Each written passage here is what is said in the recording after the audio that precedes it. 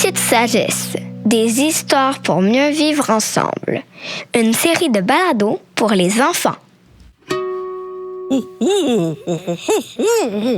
Ici Sylvette la Chouette. Je vous convie à un festin de contes recueillis par mes amis qui ont voyagé de par le monde entier. Ouvrez grand vos oreilles. Aujourd'hui, Saolo le conteur vous entraîne en Amérique centrale, dans la jungle du Panama, où un lézard rieur surprend un jaguar féroce. Aspan, petit lézard.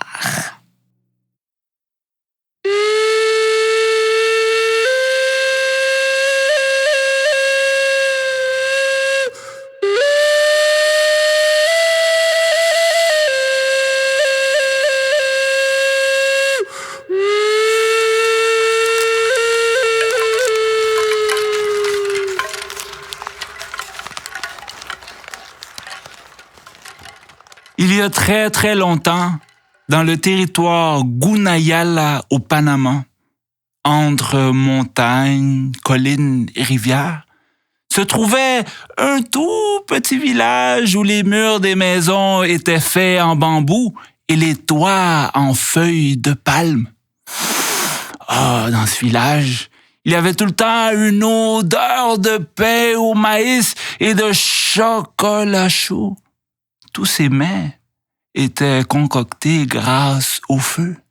Le feu était très précieux, c'est pour ça que les gens le gardaient allumé tous les soirs pour s'éclairer et toutes les nuits pour se réchauffer. Et un soir, après que les villageois aient tous bien mangé, chacun chez soi, ils se sont endormis lentement tout en écoutant le crépitement de leur feu.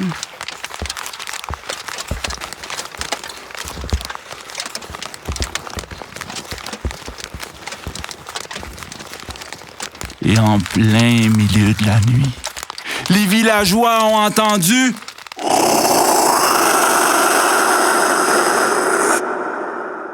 C'était Igarobandu le jaguar, le pire ennemi des villageois. Il est passé dans chaque maison et il a volé le feu de toutes les familles du village. Il est parti en courant dans la jungle tout en gardant le feu dans sa gueule.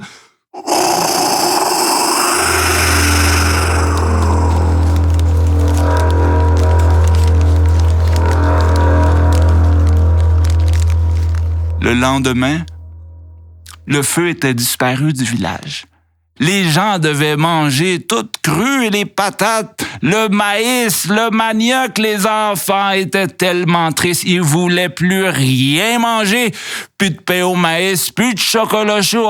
Puis les nuits étaient tellement froides. Il fallait faire quelque chose. Les villageois se sont réunis sous la hutte communale où ils réglaient tous les problèmes. Et sous la hutte, certains disaient « Ah, Igarobandu, il fait tellement peur. Il a des griffes tellement aiguisées, elles ressemblent à des couteaux. Ses dents sont pointues. Oh non, c'est un vrai carnivore. Il se broche jamais les dents. C'est pour ça qu'il a une haleine terrible. »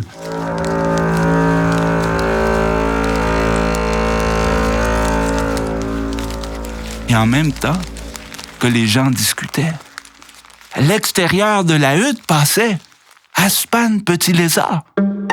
Un petit lézard tout vert. Et lui, il entendait tout ce vacarme. Il s'est dit, qu'est-ce qui se passe? Pourquoi les gens sont si exaltés? Et quand Aspan, petit lézard, est rentré dans la hutte, une femme a dit, ah, c'est Aspan, petit lézard!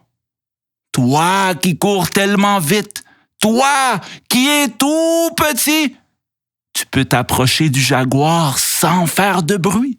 Aide-nous à récupérer le feu qu'Igarobandu le jaguar nous a volé.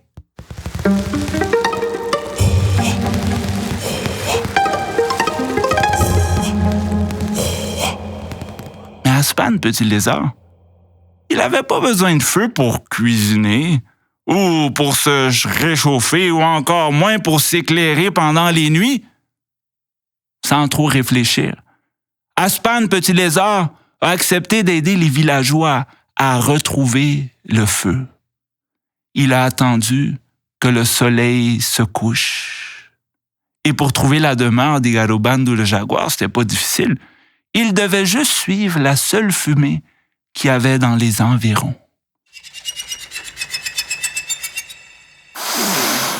Guidé par l'odeur de la fumée, Aspan Petit Lézard a escaladé des montagnes, il a traversé des collines, il a même dû nager pour traverser une rivière. En plein milieu de la nuit, il est arrivé face à Igaro Bandou qui dormait juste à côté du feu.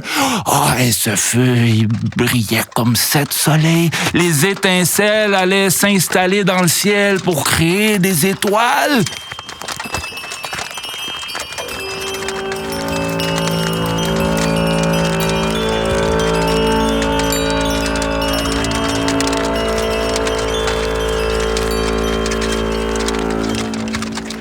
Sans faire de bruit, sans faire de son. Chut. Aspan Petit Lézard a pris une branche et l'a mis dans le feu. Et au moment où cette branche s'est enflammée, le feu s'est éteint et Igaro Bandou le jaguar s'est réveillé. Toi, Petit Lézard, tu pensais vraiment être capable de voler ce feu? Dit Igaro Bandou. Et Aspan Petit Lézard, il tremblait. Il a pris tout son courage, il a pointé sa branche enflammée vers Igaro Bandou le jaguar et il lui a dit « Essaye de m'attraper si t'es capable. » Igaro Bandou le jaguar a commencé à poursuivre Aspan Petit Lézard. Les singes hurlaient, les oiseaux criaient. Aspan Petit Lézard courait tellement vite que lorsqu'il est arrivé face à la rivière, il a couru sur la surface de l'eau.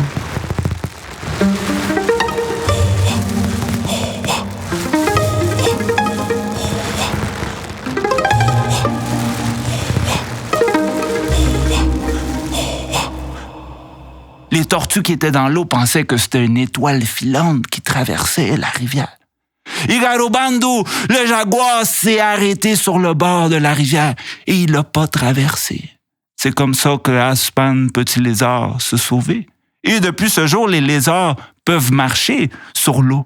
Quand Aspan Petit Lézard est arrivé au village, sa branche était en train de s'éteindre. Il ne restait que des braises sur la pointe de la branche. Des villageois étaient tous bouleversés. Il faut faire de quoi? Et Aspan Petit Lézard a commencé à rire. Plus il riait, plus la flamme s'avivait. Plus il riait, plus la flamme sur la pointe de sa branche se réveillait. Vous auriez dû voir la face du jaguar quand j'ai traversé la rivière en courant, a dit Aspan Petit Lézard. Avant que ce soit trop tard, tous les villageois ont pris une petite partie de ce feu pour la rapporter dans leur foyer. Et les villageois ont dit à Aspan, « Tu nous as aidés sans rien attendre en retour. T'as vu notre besoin. Dorénavant, le feu sera partagé à tous ceux qui en ont de besoin. »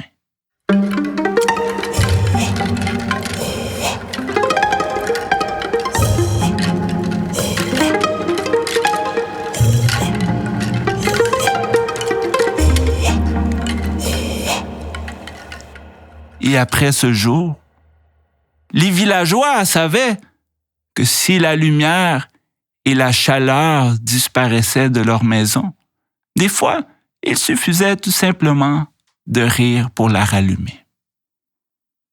Y colorín colorado, este cuento se ha acabado.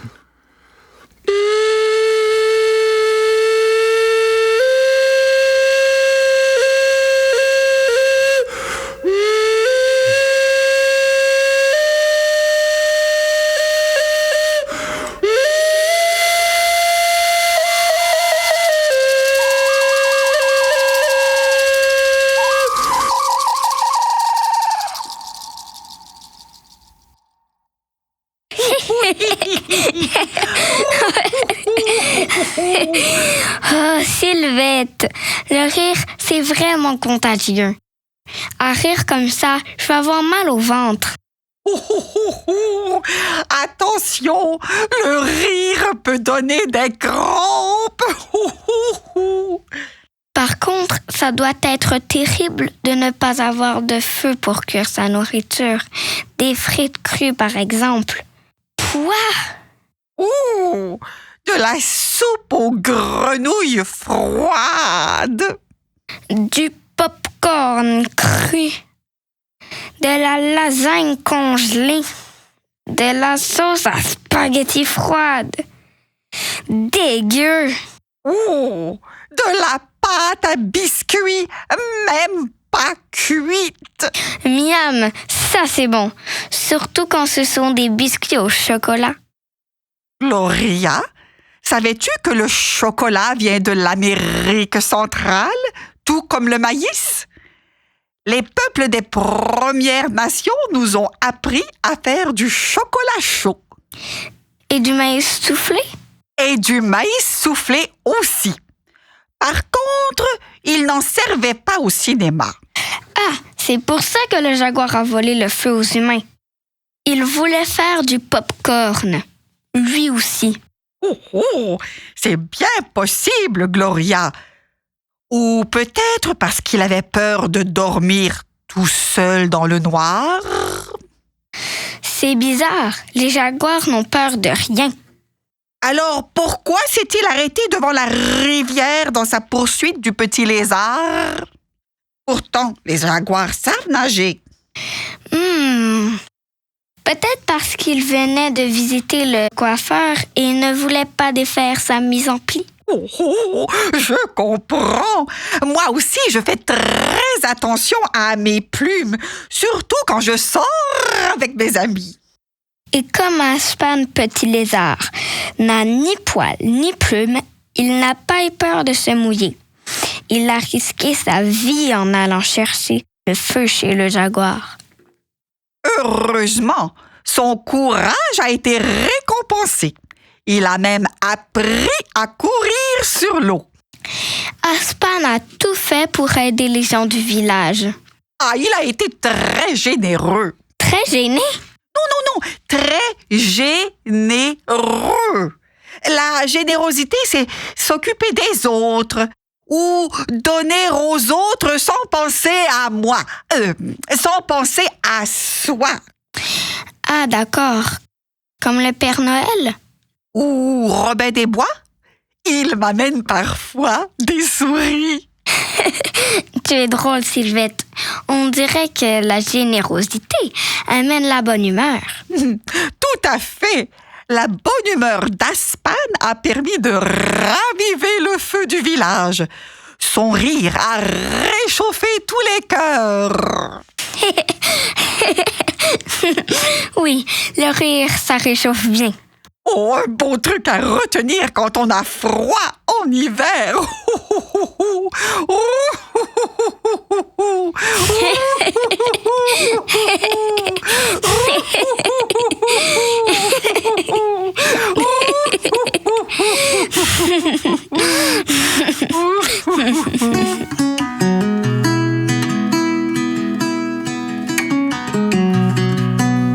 Vous venez d'entendre un conte traditionnel de Saulo Olmedo Evans, accueilli en studio par Sylvette la Chouette et Gloria Nathan.